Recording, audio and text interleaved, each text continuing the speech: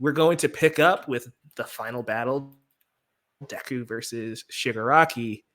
And this fight is interesting. We're going to kind of hit the broad strokes. I want to get your guys' thoughts on how it all goes down, right? Deku is intent on saving Tenko Shimura, who is deep, deep, deep inside of All for One and Tomura Shigaraki. But to do so, Deku ends up in Tenko's subconscious, and he sees the entire tragedy that happens to that kid, and him decaying his family, and how nobody was there for him except for All for One, and how it molded him into Tomura. Deku ends up losing his arms in that fight trying to save this kid. Luckily, Eri, again, noble sacrifice, breaks the horn off, sends it to Eraserhead, and all of the heroes in Class A come to back Izuku up. Portals opening, clearly an Avengers Endgame homage. Leah, what was it like taking in the end of that final battle? Man, I just got to that final battle and I was like, Endgame, we're here, MHA Endgame, we did it. Yeah, okay, so leading up to that kind of last 10 chapters, wow, it was taking a while. I will say, kind of like most big anime shows, when they get to these big, massive war arcs that end the series, we get a little mucky in terms of the storytelling. We take a lot of turns from the main story and the main continuity. So I'm glad we got those last 10 or so chapters to actually focus on the battle. I liked Deku going into the memories. I like that. I want to see how the anime kind of illustrates it, because I think reading it was so quick to blow through these things. And I think a few things needed a little bit more time to breathe. One being primarily the memories, him going through Tenko's memories and seeing that stuff. There is a resolution to that battle of, well, I can't save this dude. The dude was too far gone, and I get that. I think I needed maybe a couple more episodes, if you will, if we're talking anime, to just let that digest a bit. Yeah. I think we got from, I'm going to save Shigaraki no matter what I do, to, okay, this guy's too far gone a little quickly. And part of that is due to so much going on in the war arc. But I think that might be the one glaring issue I have out of all this. Otherwise, I thought the action was drawn well. I loved Deku's use of all of the quirks. Getting to see that in action was awesome. Part of me wanted to kind of see that. We saw it. What am I talking about? I was like, I wanted to see 100% plus ultra, but I'm like, we did. So, I like the end battle, and I actually love the ending. I just needed a little bit more time for some things to bake in the oven. I think there are some big ideas that got sidelined or rushed to the end.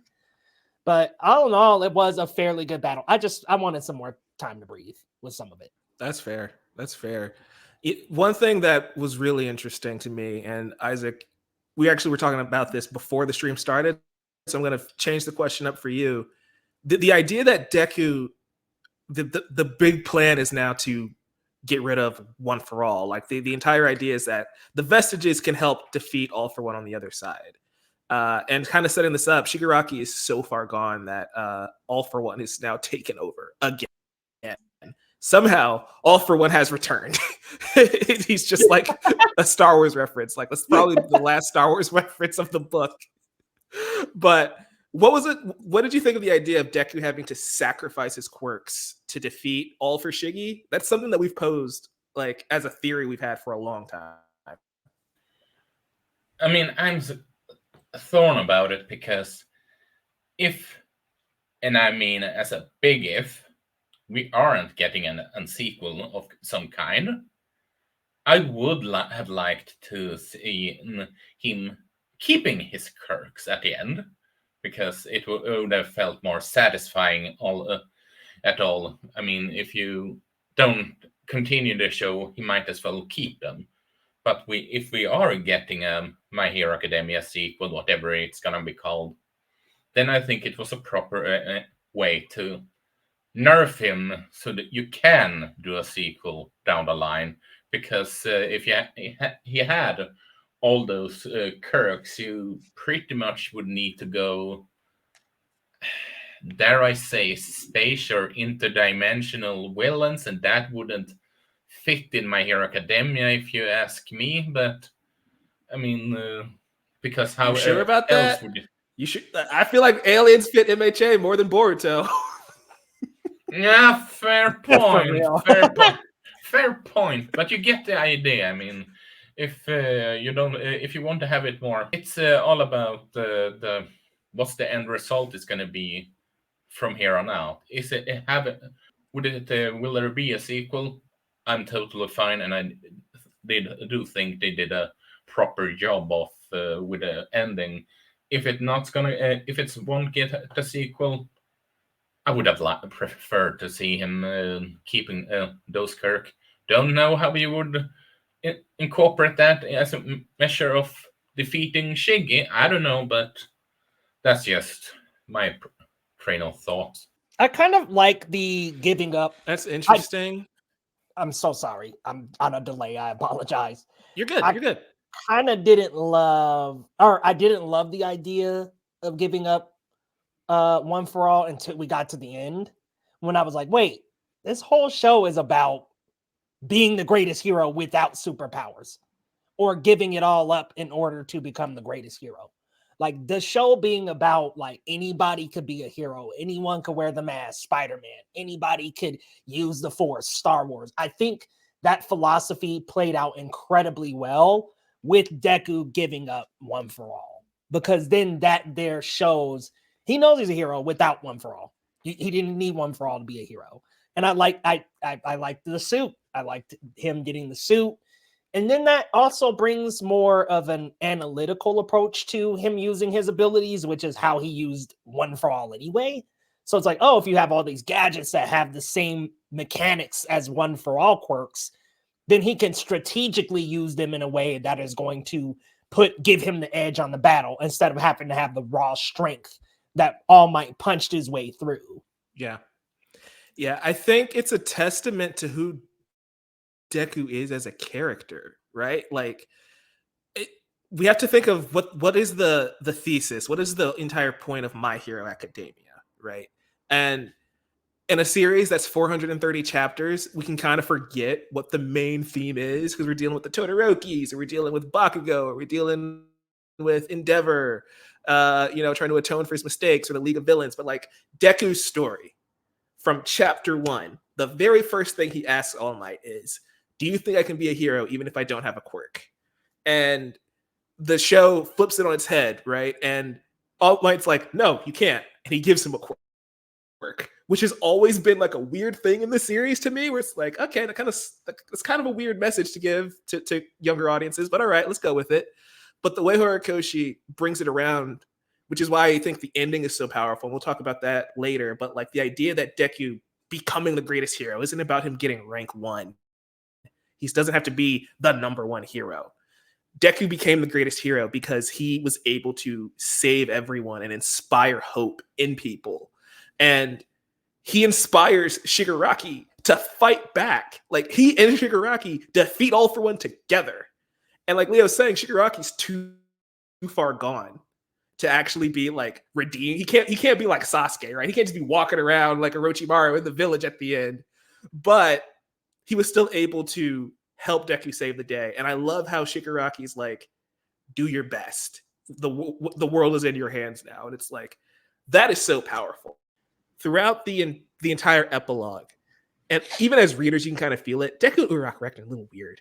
Like Deku was very solemn and quiet after everything that's happened. He's not smiling that much. Uraraka barely looks at him, doesn't talk to him. The only thing she says is, your hair looks weird, and then she runs away. And then you realize that everything that happened with Himiko is weighing on her, and we have an entire video discussing the mad love situation there on this channel. Check that out. We don't have to rehash that, but the weight of that is getting to her, and she breaks down crying. And what does Deku do? Reaches out a hand, grabs her, and reminds her of everything she's done. Deku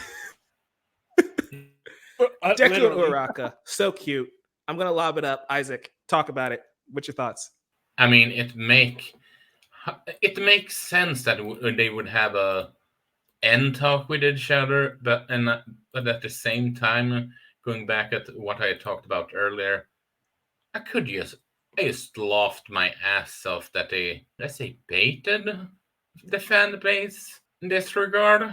In how You mean like they made it people- look like it was going to be a romantic thing, but it wasn't?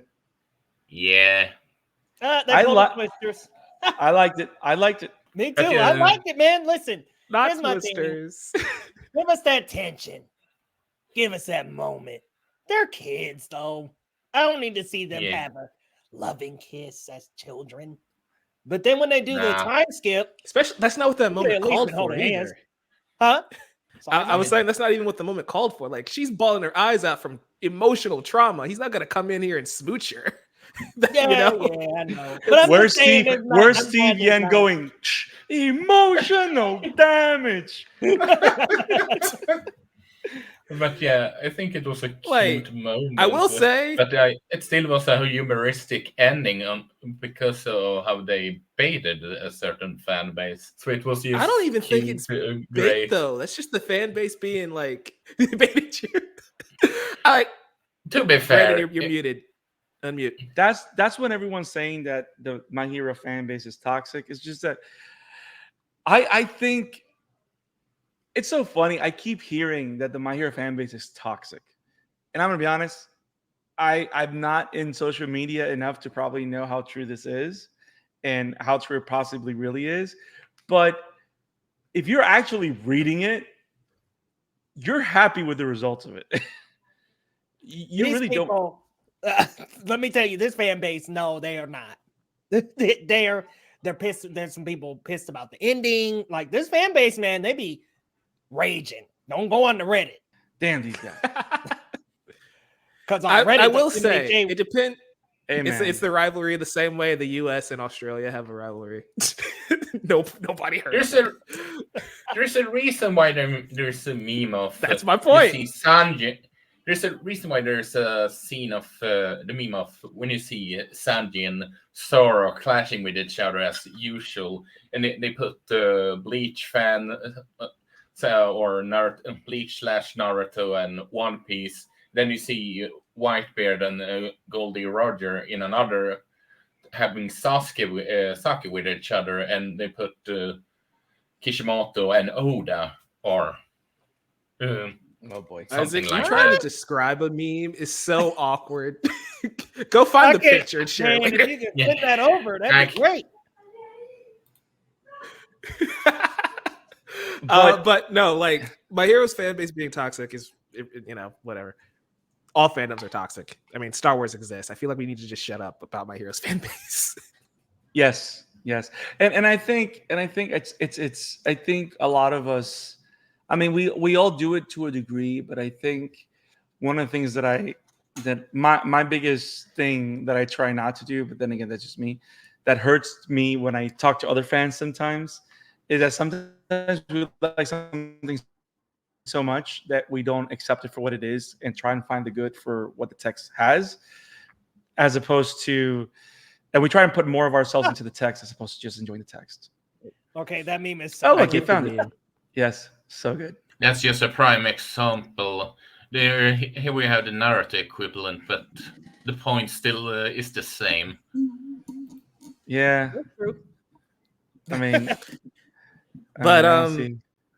Deku, Uraka, getting back on the topic at hand there. I feel like, Yeah, again, you're right. If you're reading the book and you're following the character arcs of both characters, Uraka's entire arc is realizing that, yes, she does have romantic feelings for Deku, but there are so many other things in her life that are vastly more important. She had to learn to prioritize those things. Yep.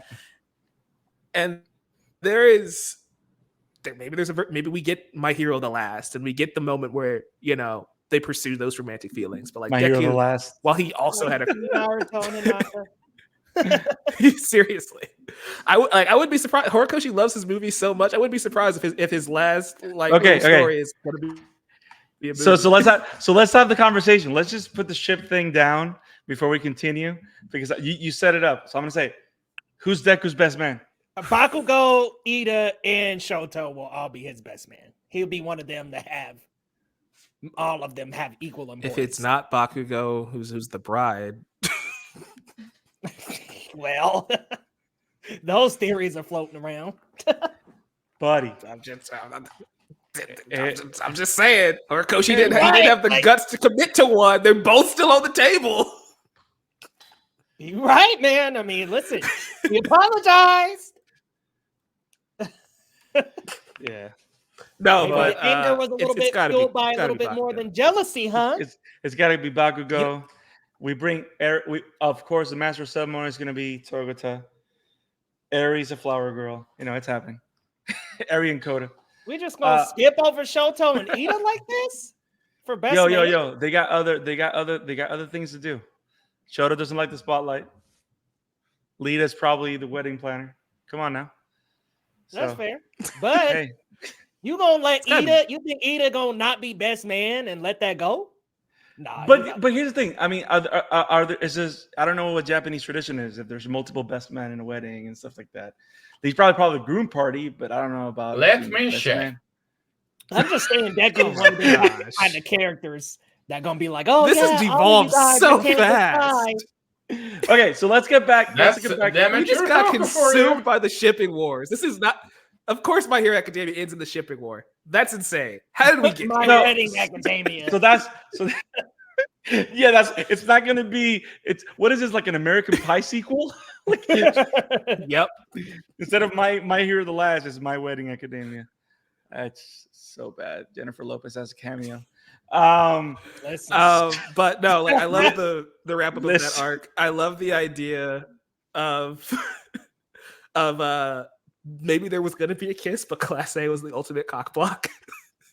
Like it was Class 1A. Like there was going to be a moment, and then all of them come running in, and it's just like, all right, well, And the first thing you see is Dark Shadow just hovering in the night. Like